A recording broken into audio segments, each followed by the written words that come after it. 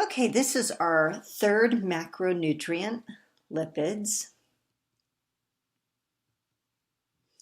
So lipids have three different classes. The first one are triglycerides. And triglycerides, folks, are what we eat. When you eat that avocado or you spread that butter on your toast or you're eating meat that's got fat in it, the fat that you're consuming are triglycerides. The structure of triglycerides actually is relevant to this conversation, just like understanding the structure of a monosaccharide versus disaccharide and polysaccharides. Same goes with amino acids that make up proteins, is that we need to understand that whenever we eat these macronutrients, we're going to break them down to the smallest units possible. So the unit that we're eating is called a triglyceride, and that means it has a glycerol backbone with 3 fatty acids attached. Those fatty acids, folks, are like tails. They're typically slightly different from each other, but more often than not, 2 of the 3 will be of like kind, which is actually what determines the type of fat we refer to. We'll get to that in a little bit. Essential fatty acids, folks, are what are coming through our diet. However, whenever we overconsume carbohydrates, and that's going to be your fructose and your glucose typically, but could be also your galactose.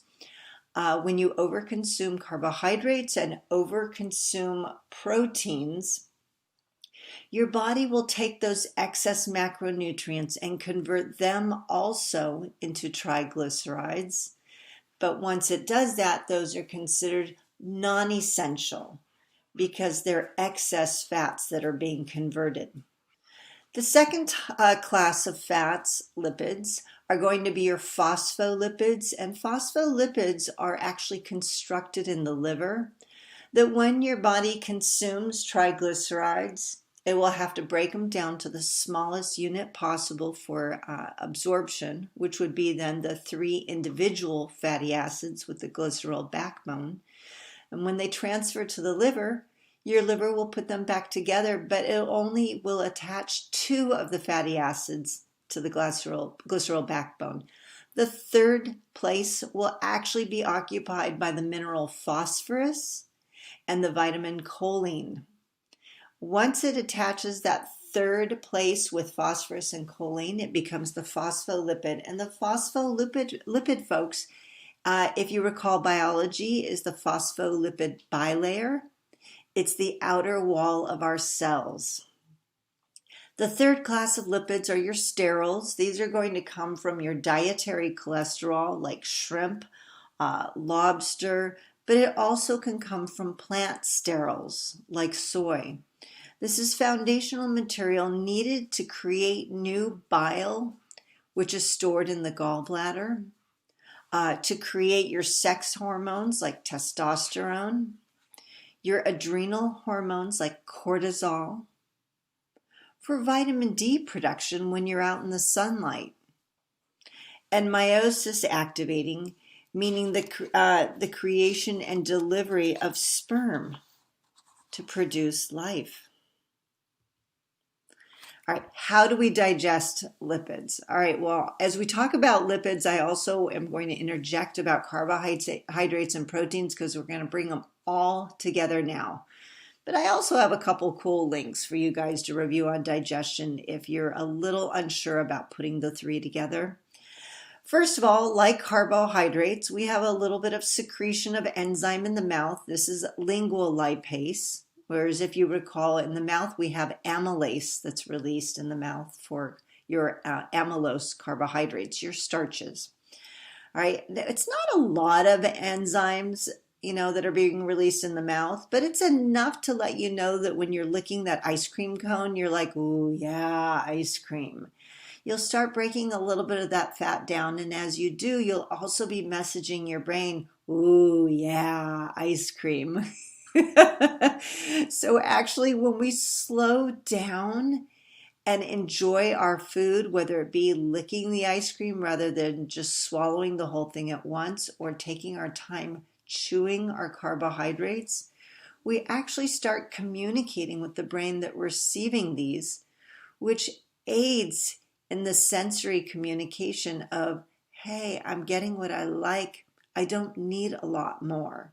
So that's part of the control system of how much we consume, which means that when we eat really quickly, we're starting to defeat the communication system, which means we're breaking our relationship with food, which means we're promoting excess calories, which leads to weight gain. All right, back to the fats. So we have fats coming into our mouth. A little bit of lingual lipase is secreted. The enzyme starts coming in contact with the fats. The fats will travel down to our stomach, just like the carbohydrates and proteins. The stomach will start churning, folks. This is muscular contractions in the stomach to start moving your foods around because we want to break them up and separate them.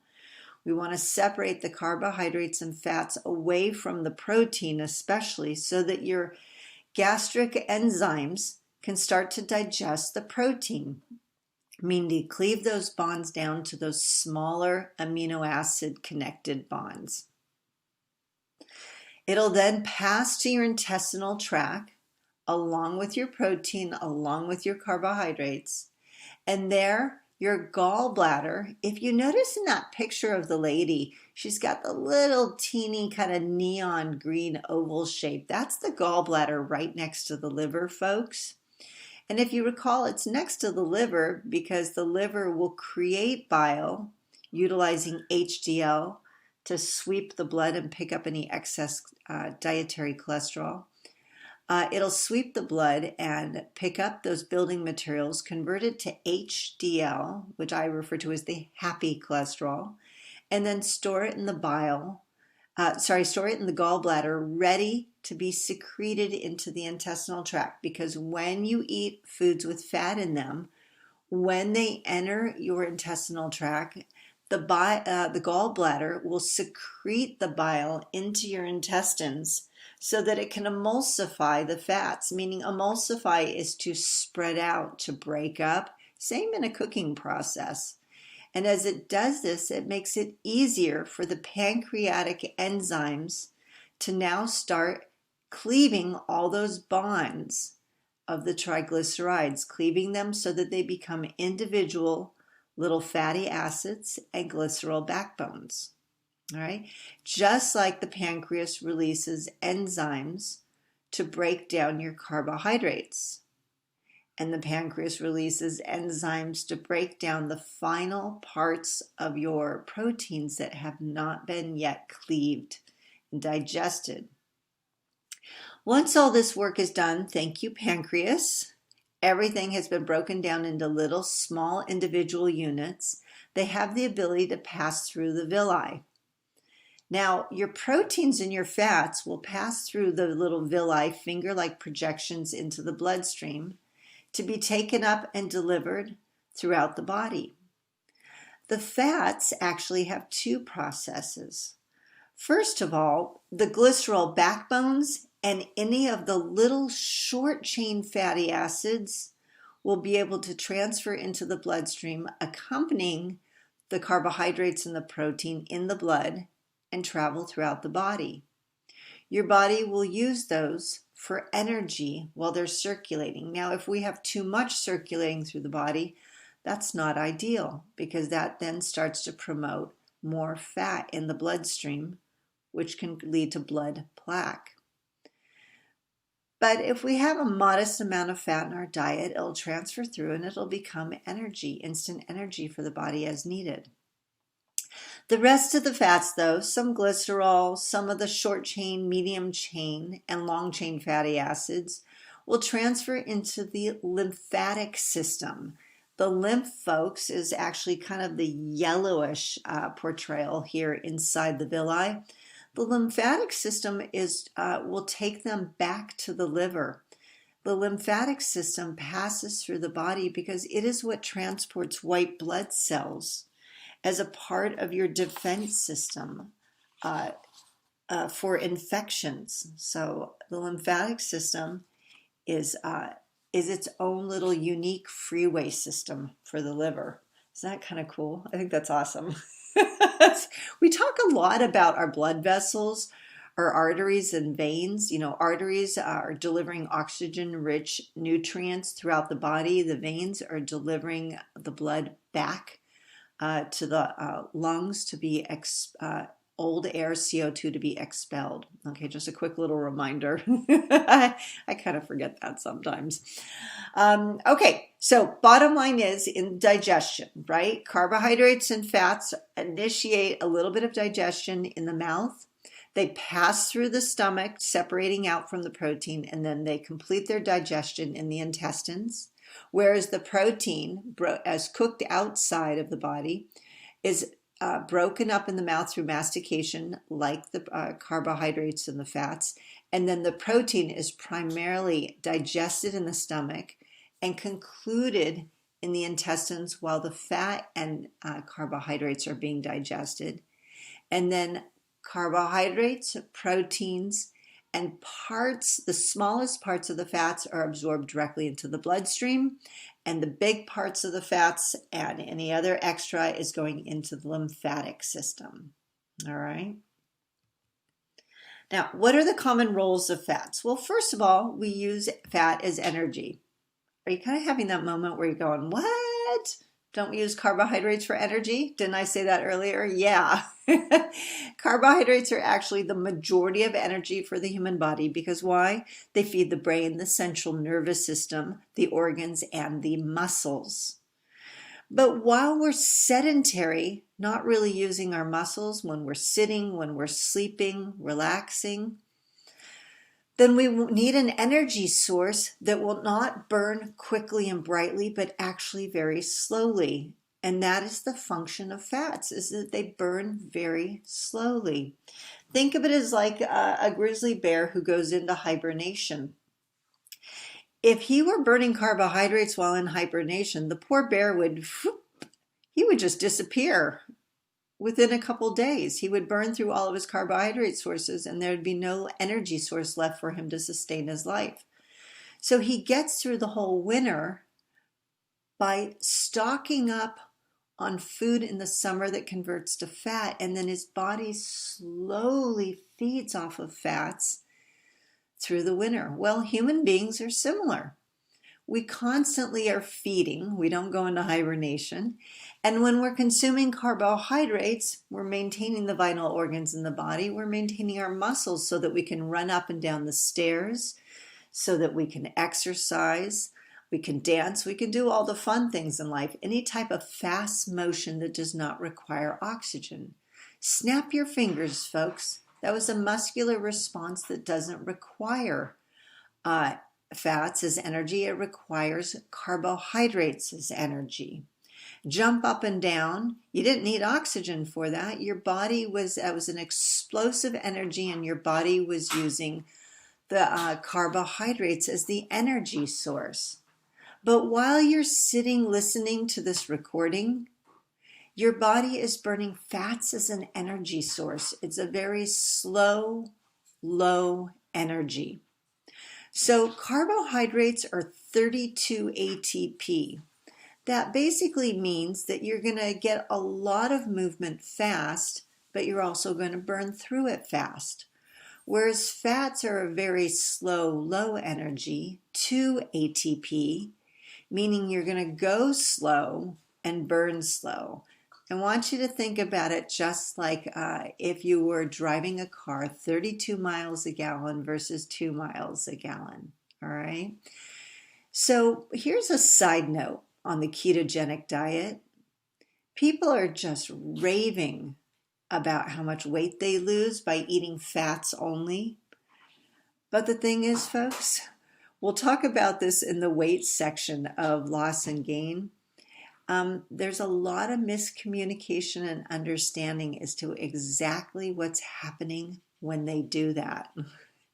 And I'll tell you in short, they're forcing their body into malnutrition, and then the body is breaking itself down, and that's why the weight looks so good. They're really, yes, are they burning fat? Of course. but it's not ideal. All right, we'll talk about that later.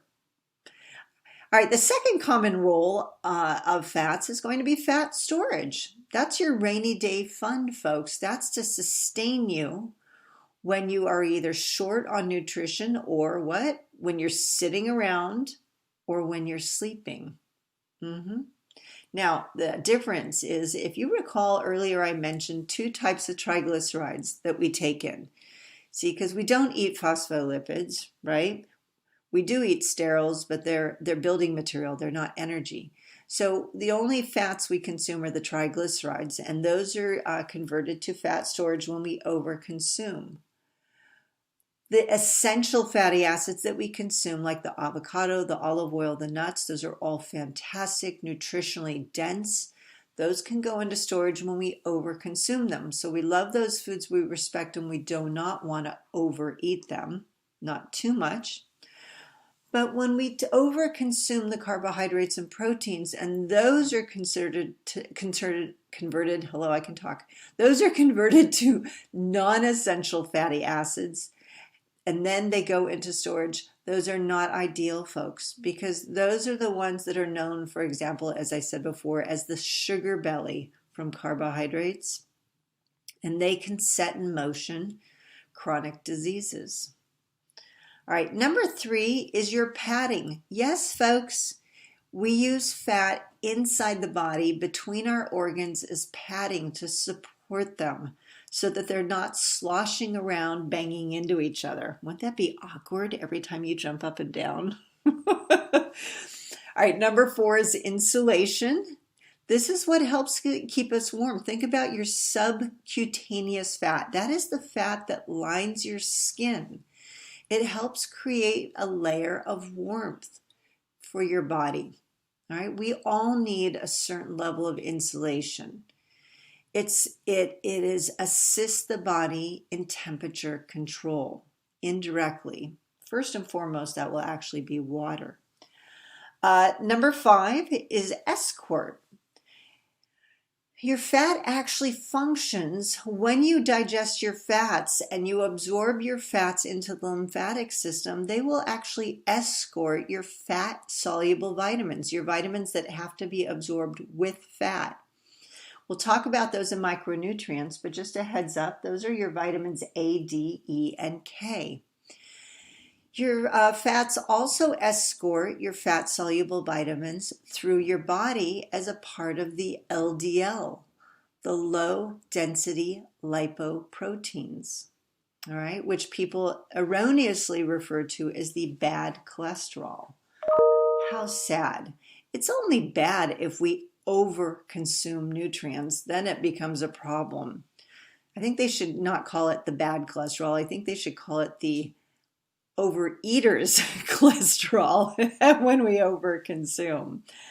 All right, number 6 are your cell membranes. So here's a great image, folks, of a cell wall that you've got the little blue heads and tails backed up to each other, tail to tail. That's your phospholipid bilayer. So if you recall, your liver, as it accepts fats, it will reorganize them, putting the fatty acids back attached to the glycerol backbones.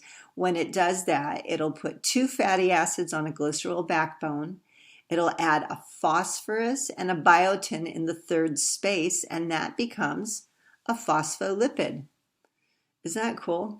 Phospholipid bilayer, the function of it is the little fats are on the outside. The glycerol backbone is the fatty head on the outside.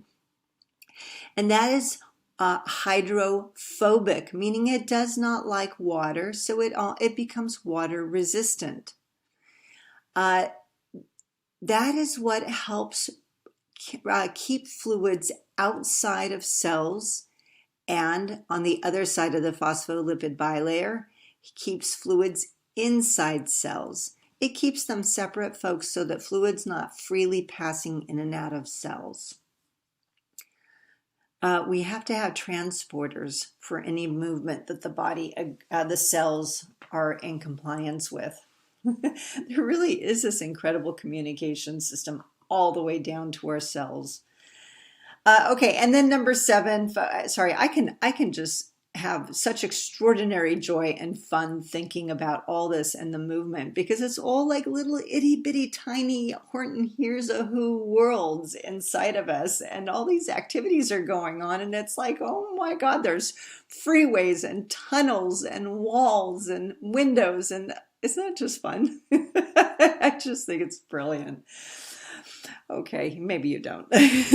All right. Number 7 are your foundational materials. As I said, these are coming from your dietary cholesterols, the production of your sex hormones, your bile, and your vitamin D production whenever you're out in the sunlight.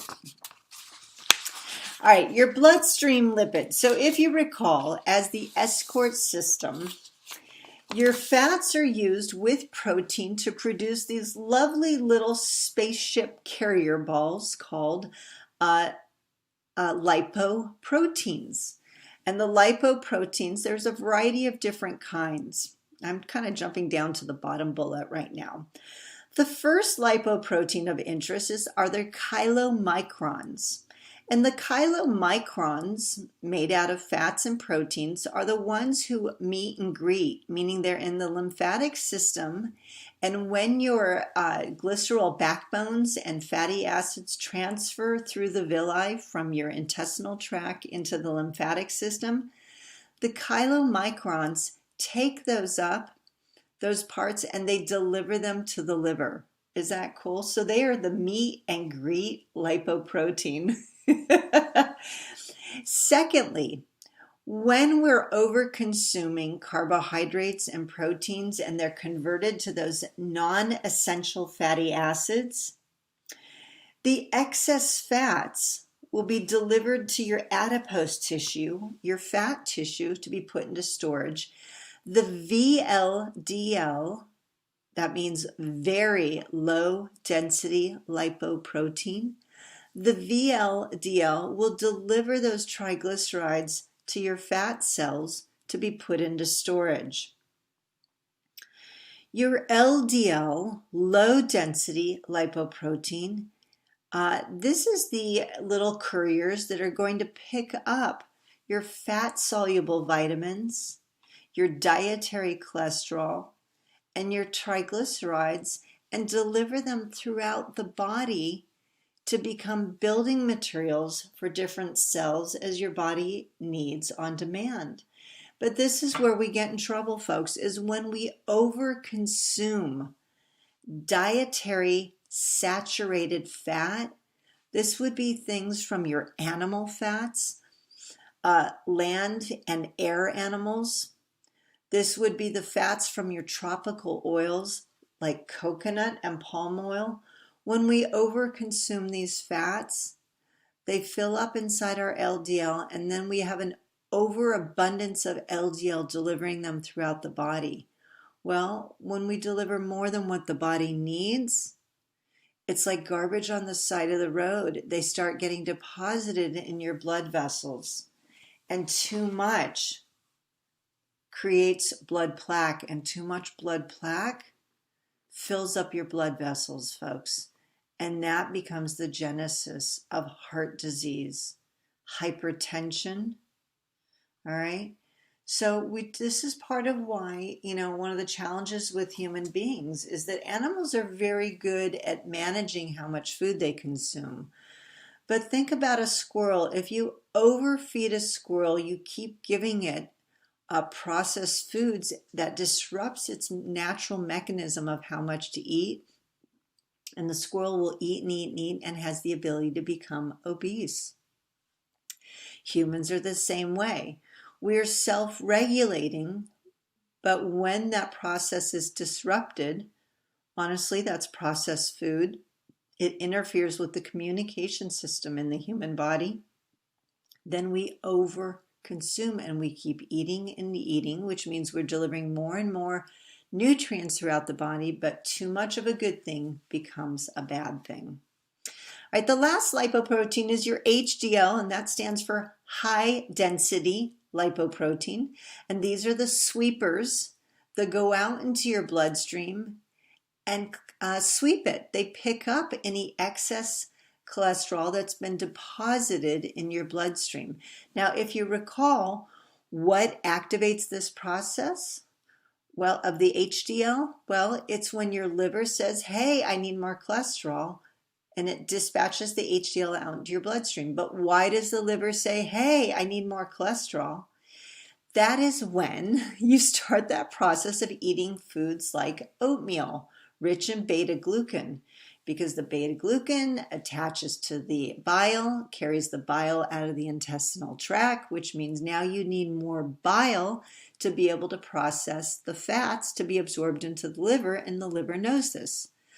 So this whole mechanism, this chain reaction, is powerful in human health, is a powerful player in helping reduce blood cholesterol and reduce the onset of heart disease. So folks, this is why when you go to the grocery store, you will see products like Cheerios and oatmeal that might have a little heart on them that says helps promote healthy heart, because of that chain reaction. Now, another thing I want you to consider regarding VLDL, LDL, and HDL is VLDL is like a gigantic poofy ball, gigantic, okay? Because low density means that it's loose and fluffy, all right? Some of those in our bloodstream, okay, but when we have too many triglycerides being delivered to fat cells, then you've got excess of these floating around in the bloodstream. LDL is not quite as poofy and big, but it's still pretty low density, meaning not dense, but loose and fluffy. And then HDL, high density, means it's like a white dwarf. It is tight and small and very easily navigates your bloodstream going around picking up cholesterol. Isn't that cool? I think that's really awesome. All right, the bar graph shows you a distribution of the different nutrients inside your lipoproteins. And this is that conversation, is the concern about the amount of fats that we're delivering through our body. All right, now for your essential fatty acids, all right, we're focusing on essential fatty acids in particular, our dietary fatty acids. There are 3 different types. Officially, there are, well, we'll get to that in a moment, sorry. All right, first of all, there are the saturated fats. Saturated means if you look at the left fatty acid, it's just a constant connection of ball and chain, okay? Because it's saturated. There's just always a singular connection between every single carbon. Those little round balls are carbons, all right? A saturated means that it is stiff. So think about it like this. If you were to stretch your arms out from side to side and then start walking through doorways with your arms stretched out because you're a saturated fat, your arms are going to hit the door frames.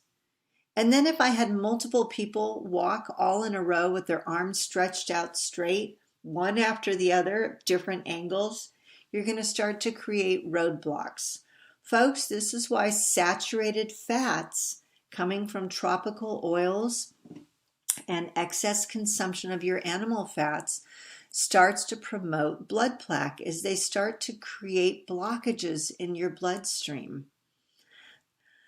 Oh, yeah. Now, opposite of that are your unsaturated fats, and these would be the mono and polyunsaturated fats. Just so you know, when we talk about nutrition, we actually shorten them to be MUFAs, monounsaturated fatty acid. Do you see that? MUFAs and PUFAs. MUFA, PUFA, right? So monounsaturated fatty acid has a singular point of double bond. And whenever there's a double bond, it creates flexibility, like in your elbow or your knee. So now when you walk through that door frame, you have one arm that's straight and one arm that can bend. That gives you more flexibility and ability to keep moving, to be mobile. The polyunsaturated fatty acids have 2 points of flexibility. So that would be like the left arm is straight, the right arm bends at the elbow and bends at the wrist. Even more flexibility. The MUFAs, folks, are referred to as omega-9, and those would be things like your avocado, your extra virgin olive oil, your canola oil, your peanut oil, all right?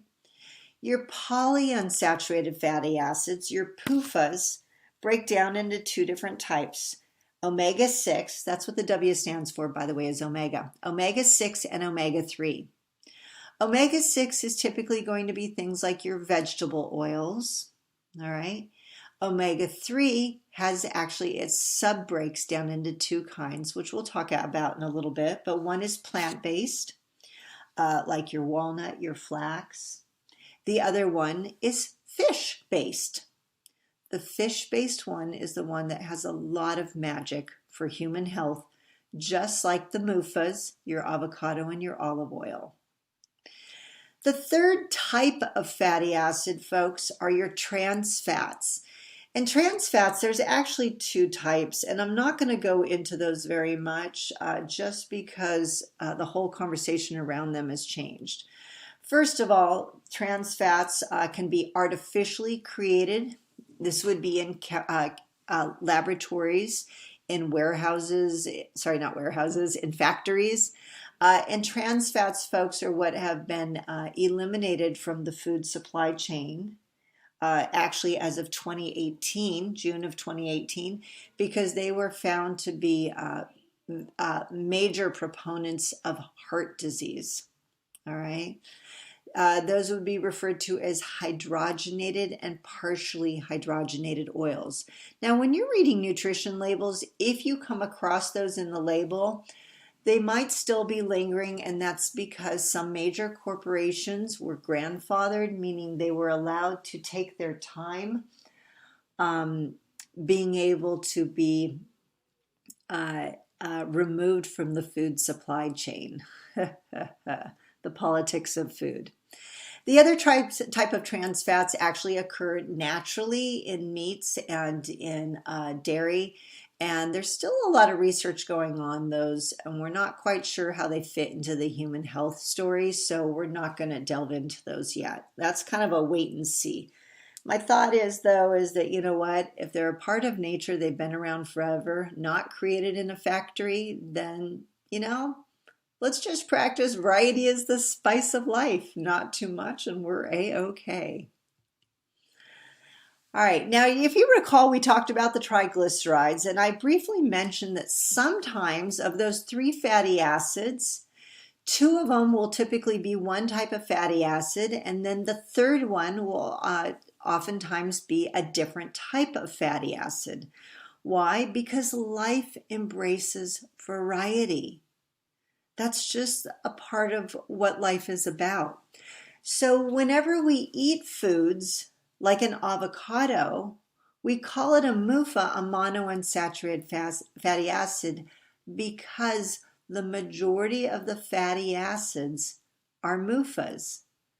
But avocado does have some saturated fat. It does have some omega-6 PUFA. It does have a teeny bit of omega-3 PUFA.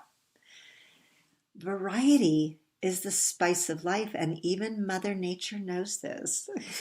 You know, and this is really fantastic because we have different functions, different needs, different uses of different types of fats.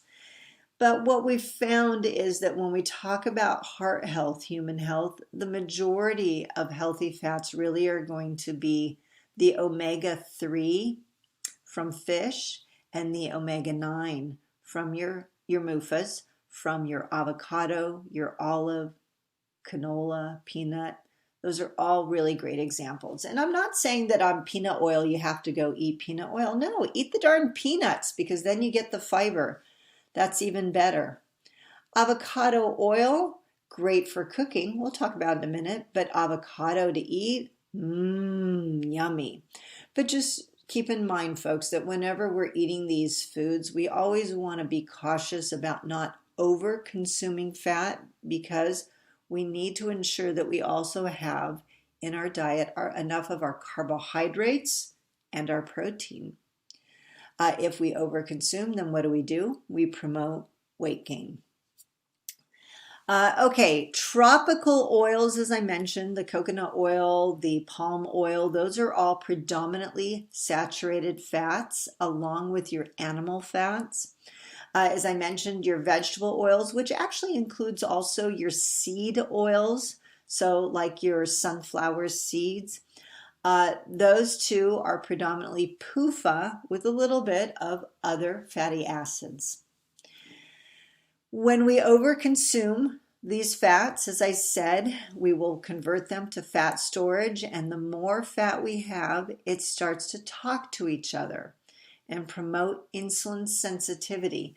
But folks, hands down, what we see so far is it is the non-essential fatty acids that are promoting insulin resistance, and that, folks, is the genesis of diabetes. The essential fatty acids can eventually promote insulin resistance, but it takes a heck of a lot longer and is not always the case for everyone. So the insulin resistance is really going to be about the non-essential fatty acids. All right. Overconsumption of fats in the human body also promotes sex hormone production. This is a concern, folks, when we talk about children, because especially for girls, when they have a higher body mass when they're very young, this will activate their sex hormone production earlier, which means the ovaries will start production of eggs, which means they have the ability to become pregnant at a very young age.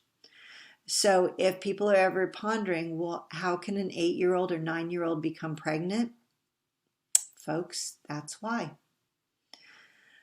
All right, when we are short in the essential fatty acids, not the non-essential, but we're talking about the dietary essential fatty acids. When we have a shortage of those, now the other end of the spectrum is it can result in a reproductive failure. So if a person is either 1, void, deficient in essential fatty acids, or 2, PEM, protein energy malnutrition, not enough nutrition across the board, fats inclusive, they will not be able to reproduce.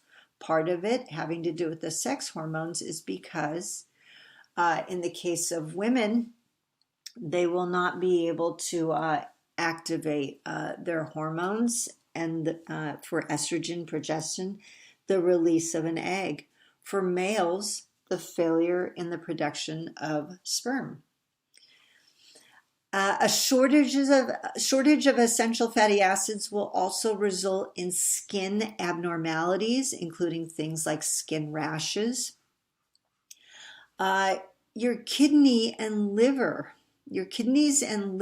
require the essential fatty acids in the production of your phospholipid bilayer for new cells. Well, this will be a breakdown for both of those organs to be able to perform their functions, which in turn then will disrupt the homeostasis of the human body as a whole. Why? Because the liver detoxes the body, cleanses the body. The liver is what produces your antibodies, your defense system for infections. And the liver is also responsible for processing nutrients, including your fat-soluble vitamins, for storing some of your nutrients. Your kidneys are responsible for filtering your blood in determining what nutrients to keep versus which to discharge for your micronutrients, your vitamins, and your minerals. All right, essential fatty acids are also necessary for infant growth and vision. So a shortage can impair the development of an infant. It is necessary for eicosanoids. Eicosanoids, folks, are short distance messengers. If you recall, proteins are messengers for long distance in the human body, but icosanoids are short distance messaging. And brain function is disrupted. The brain is not able to communicate effectively because you need fats as part of the myelin sheath. Oh dear. So fat is vital in human health. It's not that fat is bad. It's just that we need it and we don't want to over consume it, and we want it from quality sources versus poor quality. All right.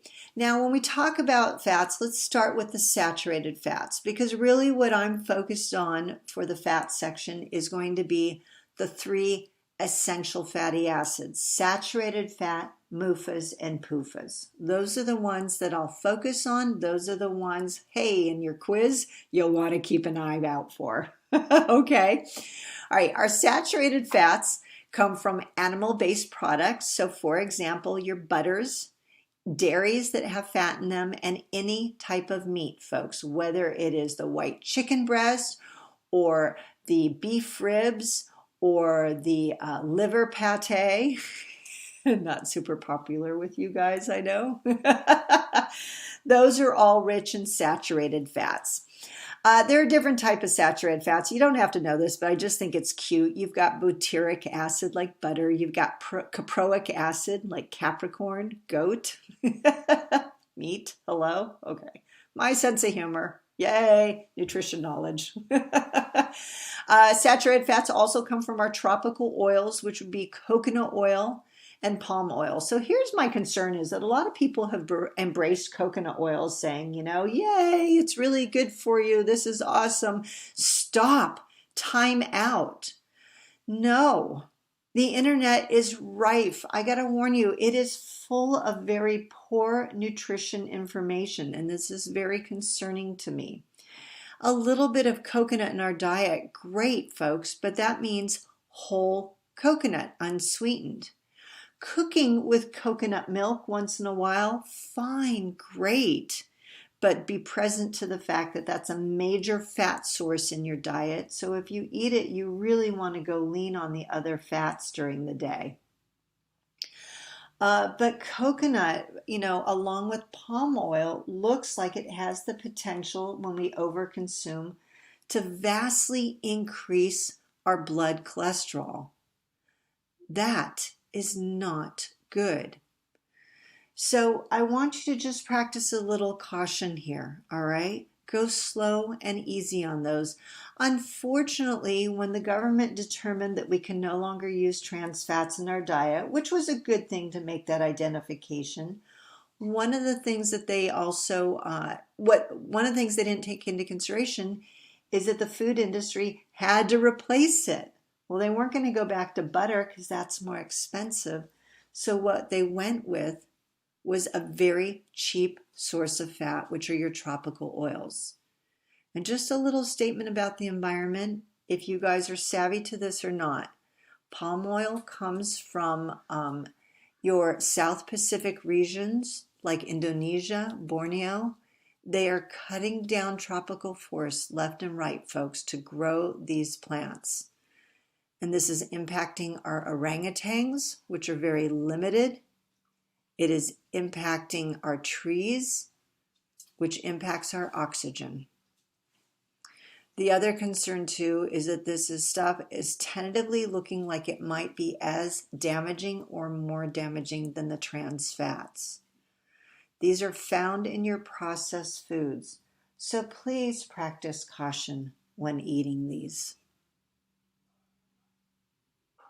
Now, about the coconut oil, something I want you guys to take into consideration is I don't know if you've heard of the bullet coffee. I find this kind of a funny story, but when the guy first, how he became exposed to the whole idea of coconut oil is he went, apparently, the story goes that he went to, I think, Nepal to go mountain climbing. And they dropped not the coconut oil, sorry.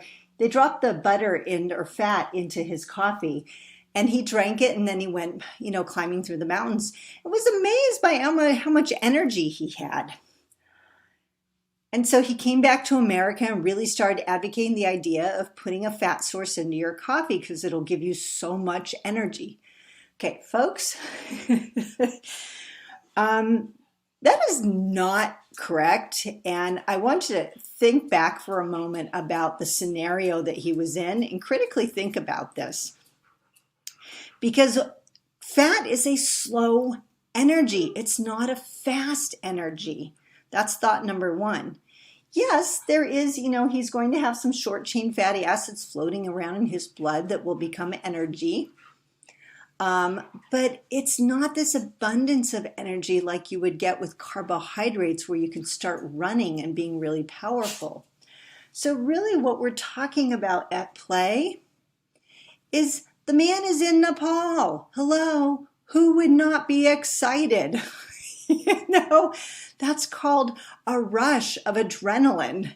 The motivation, the excitement to accomplish something really ramps us up. What else was he consuming? Caffeine is a vasoconstrictor. In addition, you are at such high altitudes, which is intriguing because caffeine, and we might talk about this a little bit in the sports section, but it's a vasoconstrictor for the heart, but it's a vasodilator for the muscles.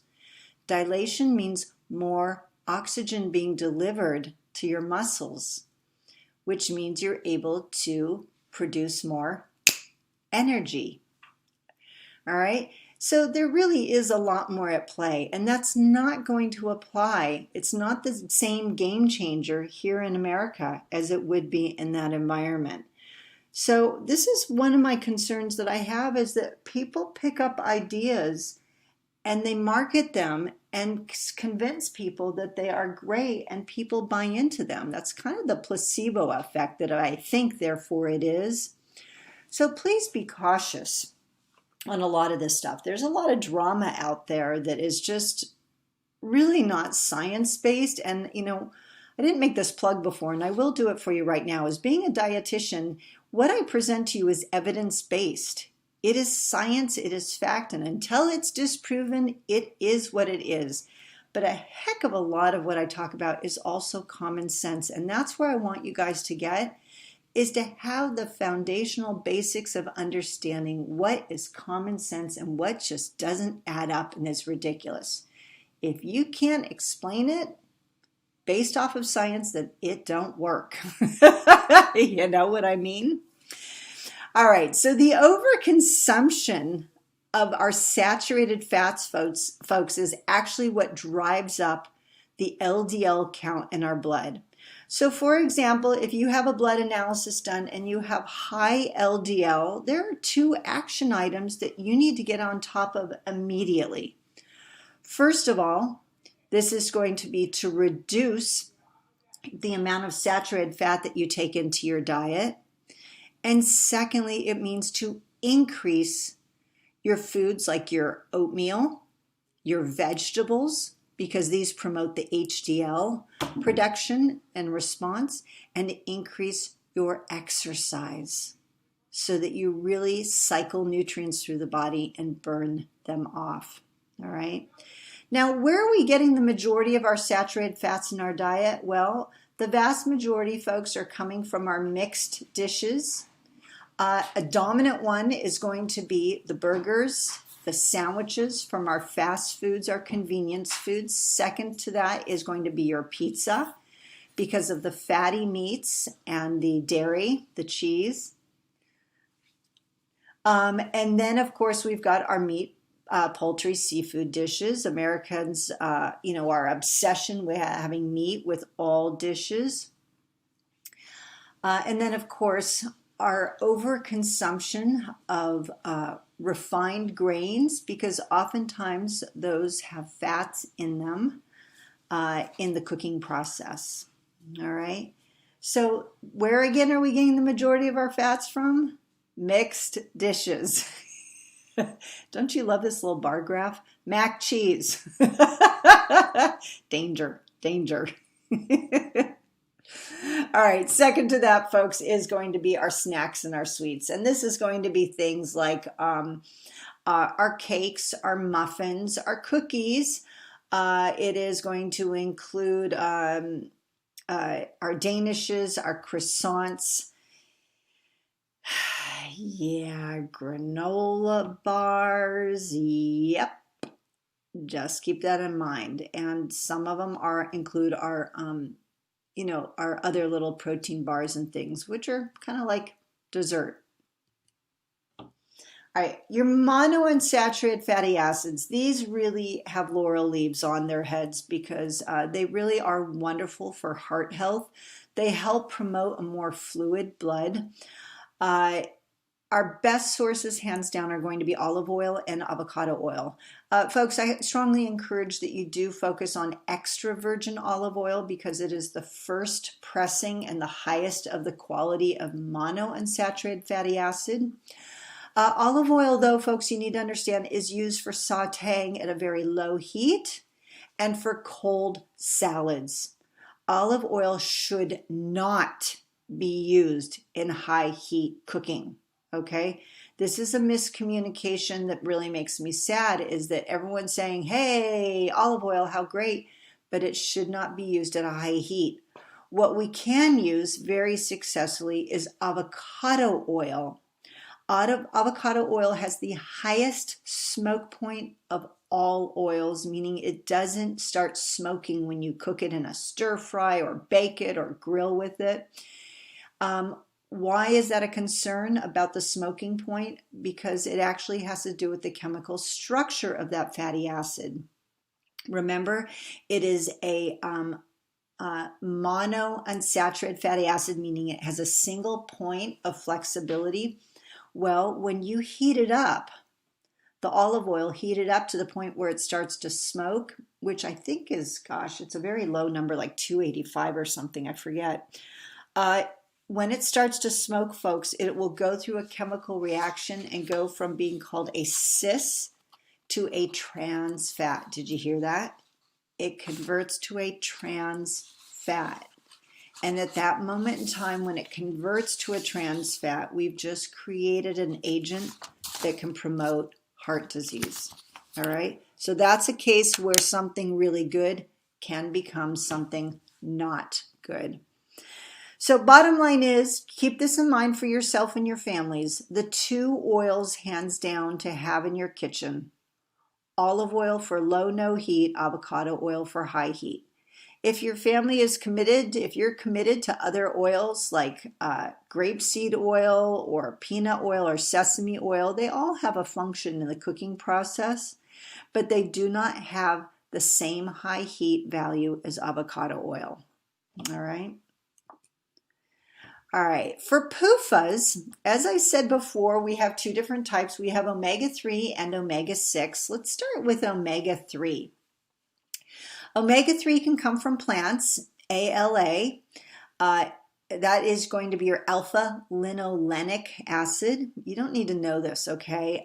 In terms of these naming conventions, you don't have to know the structure, but I need you to identify the value, the importance of why something is a single bond, double bond, or a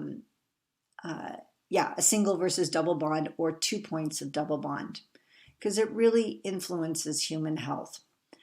ALA is going to be things like your walnuts. That is the dominant fat in those. It is going to be your flax seeds, flax meal. And interestingly enough, animals that free range and feed off of grass, they actually have some of the omega-3 in their fat, not as much saturated fat, which actually makes that a slightly healthier red meat. But it also makes it more expensive because more pasture is more costly. Unless, of course, you have your own farm, then who cares? Then that's called mowing the lawn. Your other two types of fat, EPA and DHA, those folks are from fish. And those are very powerful for brain development and function, eye health. They are powerful in heart health. Holy cow. And there's other research out there. We'll talk about it in a moment, but how amazing those are. You know, we didn't talk about this on the other screen, but let's go back for a second and take a look at this. Is that I want you to take into consideration, let's see, 1, 2, 3, 4. Is if you have the glycerol backbone, let's say in this box on the far left side, and the tail of the fatty acid is on the far right, then if you count and you go from the edge, let's say on DHA, you go 1, 2, 3. So each little point where those little sticks where it begins and the sticks come together, 1, 2, 3, and then you have a double bond, that would be referred to as an omega-3 because that is the point in time where you have a double bond. Isn't that cool? So there's just, if you're into organic chemistry, or biochemistry, just understanding the naming convention and how it influences it. All right, your other type of PUFA is going to be omega-6, and this is going to be your linoleic acid, your arachidonic acid, and your conjugated linoleic acid. Again, you don't need to know LA-CLA and AA. The only one I want you to know is the distinction of ALA, plant-based, versus EPA-DHA, fish-based. The omega-6 is going to be things like your vegetable oils and vegetable seeds. Those in our diet are really powerful and healthy, but when we overconsume them, then they actually start to promote inflammation. Wild, huh? Because why? Life is about variety and life is about balance. Not too much of anything, even the good stuff. All right, so now let's focus on omega-3 fatty acids. As I said, ALA is plant-based, all right? And the plant-based actually has the ability in the human body to go through a series of chain reactions. If you, let's see, if you look at the little arrows on the far right, there it says omega-6, which is your linoleic acid, and omega-3, your linolenic acid, that's ALA. It has the ability to go through a series of chain reactions in the human body and eventually become EPA and DHA. That's brilliant because EPA and DHA are vital not only for brain functionality, but also for the development of a fetus. But here's the catch. We don't convert it very well. We convert a little, but not a lot. All right. So if you'll notice, I have the little symbols for women and men. For women, about 21% is converted to EPA. For men, about 8%. And then once it's converted to EPA, only about 9% will become DHA. And for men, 0 to 4% will become DHA. Why would nature discriminate? Yeah, because this is a part of life. Why would nature discriminate where men get less conversion than women? Thinking on that. Because it's vital. EPA, DHA is vital for the development of a fetus, which is why women are able to convert it more successfully than men to perpetuate the human species. Is that wild and cool? There's a variety of reasons men don't reproduce. One of them is they don't have a uterus. But another is they don't have as successful a conversion rate of EPA, DHA. So women can source more of their EPA, DHA from their plant-based ALA, men less so. All right. When we talk about EPA, DHA coming from fish, omega-3 in fish, folks, it really needs to be fish from cold, deep waters where they need more fat to keep themselves warmer and fluid in that wet, cold environment. What we're talking about is really the magic wild salmon. That's probably one of your most powerful ones. All right, so omega-3 fatty acids have the wonderful role of supporting human health when it comes to eye health, your brain, your heart, the fluidity of your blood, your mood. There's some research out there that indicates that people who have a very low omega-3 fatty acid intake, when they start eating fish, their depression symptoms reduce. It improves, it improves the effectiveness of their antidepressant medications. It improves their mood overall. Isn't that cool? Omega-3 fatty acids help with inflammation, especially things like rheumatoid arthritis, if you have any family members with it. It may support the heartbeat and reducing the rate of irregular heartbeats. And there is a strong possibility that it helps reduce the decline of mental health that's age-related. Now we're in the conversation of things like Alzheimer's and dementia. All right, what are the recommendations? Well, the American Heart Association, we went through a phase for a while where people were thinking, oh my God, there's so much mercury in fish. Pregnant women, small children should not eat it. And then they realized that was a stupid recommendation because it's really vital in the development of a fetus, of small children, and of people's emotional health. So what they've actually revised is to say, you know what? Yes, everyone needs to keep fish in their diet. In particular, pregnant women and small children and growing kids, teens included, need to keep fish in their diet, but need to limit it to about 2 servings a week. Folks, that's about 6 to 9 ounces a week, all right?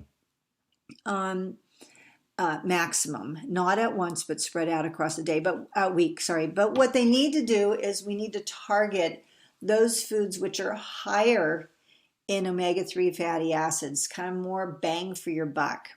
Now, I'm focusing more on the scaled fish here and less so on the shelled fish like mussels and oysters.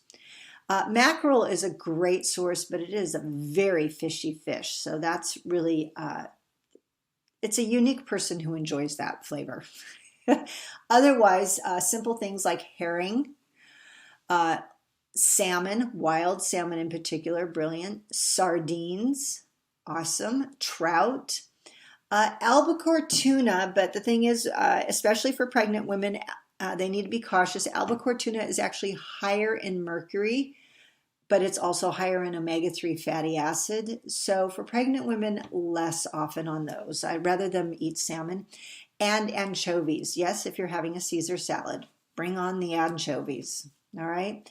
So we want to include fish in our diet. We want to include quality fish in our diet so that we can access the omega-3s, but we really should be spacing it out across the week to aid our liver in being able to process and discharge the mercury.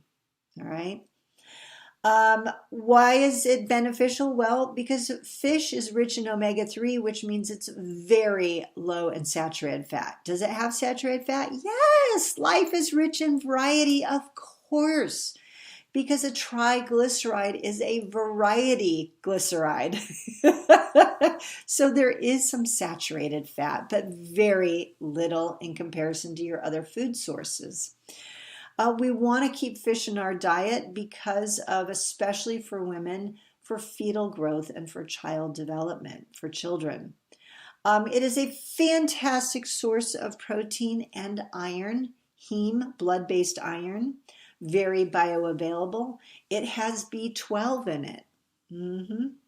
All right. The National Academies of Sciences, previously referred to as IOM, I got to change that. Their recommendation for the ALA, the plant version, is 1.1 grams a day for women, 1.6 grams a day for men. Again, more for men because their conversion rate to EPA DHA is lower. Folks, 1 gram is not a lot. What is it? Oh, we haven't gotten there yet. Oops. 1 gram of fat is 9 calories. That's not a lot, all right? But it's important to keep it in our diet, okay? All right, trans fats, as I said, I'm just going to breeze through this very quickly. They were banned back in 2018 by the federal government. The irony is New York City had banned them 10 years previous in July of 2008. The data was there for a long time that trans fats promoted heart disease, but it took the government, the federal government, 10 years to create change in the food industry. 10 years, folks. How can you protect yourself from events like this happening where we find out that a food is very unhealthy, promoting of diseases and death? Well, that's why I keep saying variety is the spice of life. Folks, never land too long on any one food. Because nutrition is a new science. It's only about 100 years old. I mean, we are grappling with this and learning every day. And common sense is going to prevail. I like to say if it's been around for thousands of years, you're good to go to eat it, but just try not to land on any one food product too long. Keep rotating, all right? Where were they using trans fats? Anything and everything that could be put on the shelf. Folks, your McDonald's hamburgers, that was the joke. Check up online on YouTube. People had them on their shelves for 4 years and they never decomposed and no insects ate them because they know not to. Oh my gosh. Okay, moving on.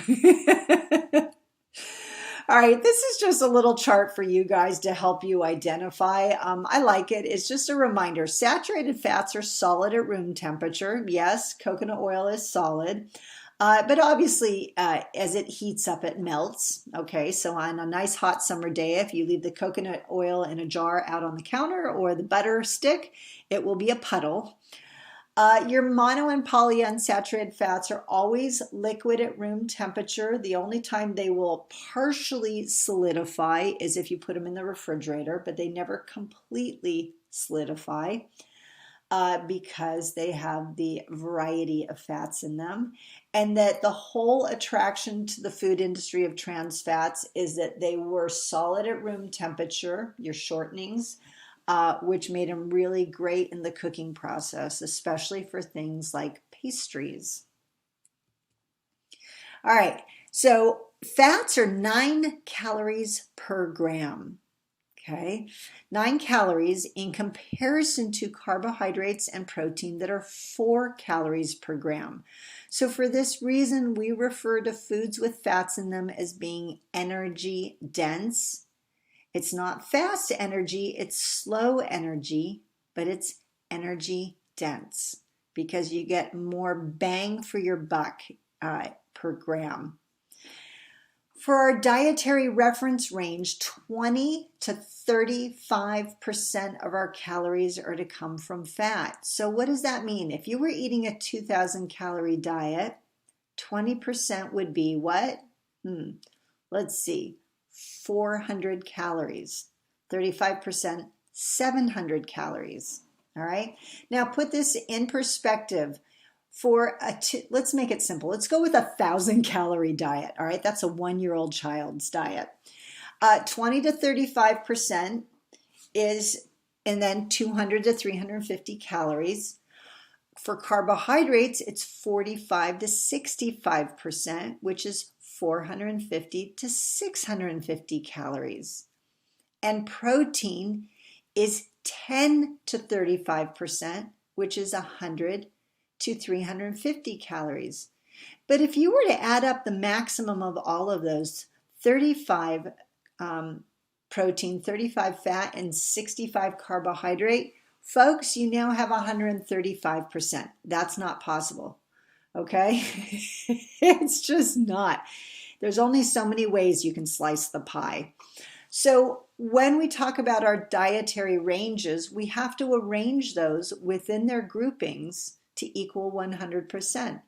So for example, when a person has a low activity base, they're just going about their daily function, then that's 45% carbohydrate, And then let's see, they want to gain weight, then they're going to go 35% fat. All right, so let's say 35 plus 45, we're now at 80%. And that will leave them with 20% protein, 10% more than the 10% minimum. All right. On the other hand, if you are an active person, reasonably active, walking to and from school, working, doing your thing, not a gym rat, but just being active, then that would be 50% carbohydrate. Folks, the middle is the middle, the average. Okay, so 50% carbohydrate. Middle of your protein on a 10 to 35 spread is around 20 to 25%. And the middle of your fats is around, I would err a little bit on the lower side, but around 25 to 30%. All right. All of those are going to add up to your 100%. Now, we talked about different types of fat: monounsaturated fatty acid, polyunsaturated fatty acid, and saturated fats. Because saturated fats in abundance can promote heart disease, we recommend that people consume less than 10% of their total calories from saturated fats. So let's say if 20% of your calories are from fats, maximum half of those are to come from saturated fats, from animals or tropical oils, preferably not tropical oils. The other half would come from things like your MUFAs and PUFAs. If you have any type of heart disease in your family, then you want it to be less than 7%. So for example, my family's DNA is rich with heart disease, a lot of heart attacks and deaths, all right? So I know that I need to be very mindful about the type of fats that I consume and how much. So I keep my saturated fat at below 7%. How do I do that? I don't count my calories, folks, but it's the variety on my plate and it's my dietary choices. I prefer to eat fish more often, to be plant-based foods more often, so that I can reduce the saturated fat from the meats. And then, of course, I very rarely consume tropical oils. All right. Now, when you look at my plate, where are the fats? Well, they're not in the fruits, unless you oil them. Ew. Or you just put some coconut shavings on them. Yum. They're not in your vegetables because your vegetables are so low in fat, you're not going to access fat that way. Unless, of course, you drizzle them with oil or cheese, then you are going to get fat. Your grains, if you're choosing whole grains, they will have some fat, and it's a small amount and it's healthy, but it will contribute to your fat intake, and that's okay because those aid in the absorption of the fat-soluble vitamins that are in those whole grains. But the reality is, if you're choosing dairy that is low fat, please don't choose full fat. Full fat dairy is really only for small children or people who need to gain weight. We really should be choosing low fat, all right? And that's where we get some of our fat. And then the other fat is going to come from, if we choose protein sources that are going to be meat, fish, or poultry, or when we season our food, the cooking process, which we can control the amount at that point. So we don't ever sit down and eat fat, okay? That is just not good business for your heart. All right, a Mediterranean diet is a very popular diet and has come up in conversation frequently. And this, folks, is really a diet that's rich in avocado. Well, we're in California, and California's version of the Mediterranean diet is olive oil and what? Avocado oil, all right? The diet rich in fish, yeah, folks, this is, going to be your scaled fish and your shelled fish. But don't forget, variety is the spice of life. And there's more scaled fish out there than shellfish, so there should be more scaled fish in your diet than shellfish. All right, and a diet rich in nuts. But folks, no two nuts are ever alike. So almonds have calcium. Your walnuts have the omega-3 fatty acid.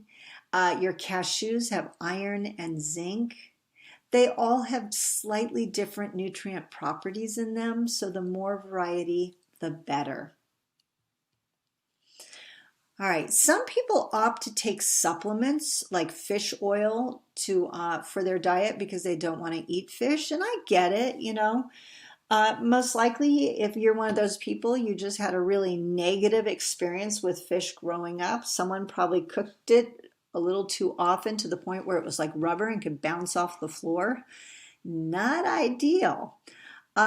Two comments on that. Number one, if you're one of those people, I strongly encourage you to start trying fish, but go to a really good restaurant like Roy's. Taste test fish at other restaurants that are known for having good quality fish so that you know what a good fish tastes like. And then you can slowly expand your horizons into cooking your own fish. Because though I appreciate the idea of the oil, there's a few concerns that I have. Number one, if you're choosing the oil, you're not getting the other nutrients that are part of the fish. Number two, when we choose supplements, there is no government oversight. There is no one overseeing the quality of supplements and if they even contain the amount of EPA or DHA that they say they do. I researched it once and went on Consumer Labs and took a look at it, and I was blown away because they're an independent reviewer. And when they were talking, some of the fish oil capsules didn't even have hardly any fish oil in them. They used other oils. It's dirty. How do they get away with it? Because there's no government oversight. Excuse me, it was deregulated back in 1994. And once the government stopped overseeing supplements, it was like the wild, wild west. It was a free-for-all that anyone could do anything to a supplement. When does the government intervene? Well, when people start dying. That's the only time they step in. Scary thought, huh? I'm horrified. Okay, the other concern too is that when you do not know where they're sourcing the fish, the quality of fish, there is that possibility that they're extracting the oils from fish that are very high in mercury, and that means that the supplement can also be very high in mercury, which means then you're just denaturing your brain and killing it. Hopefully they're not, but I can't promise anything. And then lastly, another concern too is they're sourcing fish off the coast. Well, folks, pesticides run off into the ocean. Pesticides attach to fats, which means then you could be taking a pill that's rich in pesticides. Again, not ideal. Okay, when we talk about EPA and DHA, there is a ratio where you want, DHA is the magic, but you need to have a mixture of both EPA and DHA. You don't want just EPA and you don't want just DHA, okay? And then lastly, you have to take into consideration, if you're ever taking fish oils, what other medications are you taking? So here's my request, please. If you're ever taking supplements, always communicate with your doctor, all right? Fish oil, when taken in large quantities, can actually thin your blood. Well, what if you're already taking blood thinners like Coumadin or warfarin? Then you're over thinning your blood. If you had a cut, you could bleed out pretty darn quickly. That's a scary thought. So please always, if you ever take supplements, inform your doctor because the possibility of toxicity is pretty darn high. All right, fats actually play a wonderful role in the cooking process. So this is another job that they have for us. If you really think about it, it's just not internal. This one is external. Number one, the mouthfeel, like I said, that when you have that ice cream cone and you're licking the ice cream, the fat will coat your tongue and the sensors will send messages to your brain of pleasure and happiness. This is also the beauty of cheese. So slow down, folks. Savor your food. Allow your body to interact with this and enjoy it. In the cooking process, fats also can produce a crispy and tender product at the same time. That is the beauty of the French fry, why people are so attracted. Crispy on the outside, tender on the inside. But honestly, folks, French fries are not a potato. They're a greasy sponge stick, because why are they tender on the inside? Because like a sponge, they absorb some of that fat. All right, fat also provides flavor. Think about something like red beans and rice. If you add bacon to it, it will add a lot of flavor. Now, for my vegan friends, you can use smoke seasoning or smoke flavoring to substitute for that. Just a heads up. There's something for everyone. Fat, because it is slower to digest like protein, actually promotes satiety, helping us keep fuller longer. So my recommendation is whenever you're having a snack, folks, I appreciate my friends who love carrot sticks. But if you get hungry quickly after eating them, I encourage you to have those carrot sticks with some guacamole or some hummus, or cheese, low-fat cheese, because it'll help you stay fuller longer. Not just the fiber will keep you fuller, but also the presence of the protein and the fats. All right. We use fats also because they will increase the calories in foods. Yeah, I know. Sometimes people do want more calories. For the synergy of the nutrients, that when you eat a spinach salad raw, you have a hard time accessing the fat-soluble vitamins without fat in your diet. So you have to add either like an olive oil, drizzle an oil on that salad, or some seeds to enable the absorption. Because why? The fat has to escort the fat-soluble vitamins to your liver. If you eat the spinach plain by itself, that's great. You'll extract the teeny bit of protein that's there. You'll get the fiber. You'll get the teeny bit of carbohydrate. You'll get the water-soluble vitamins. All right? But not as beneficial. Okay, now for shopping and cooking, going back to the fish again. Canned fish, folks, is fantastic. All right, it really is absolutely wonderful. You got the fish just thrown into a can, brilliant. You want two options. Number one, purchase it packed in water, or two, if you choose oil, make it a wise choice like extra virgin olive oil. That's the EVU. Now, some fish like albacore tuna is higher in fat, omega-3 fatty acids, so packing it in water is absolutely fantastic. But if you choose a lower fat tuna like chunk light, you're not getting the omega-3s. So it's a lower fat product. And if it's packed in olive oil for moistness, then so be it. You're still getting a healthy oil, just a different type. Wild fish truly is the most magical, all right, because it's out in the wild swimming and it's a very omega-3 rich food. Doesn't matter if it's fresh or frozen, folks, or even canned. It doesn't matter, all right? It is the wild salmon is the magic. Now, some people are like, well, hey, what about farm-raised salmon? The farming practices are improving. The quality of diet is improving for the fish.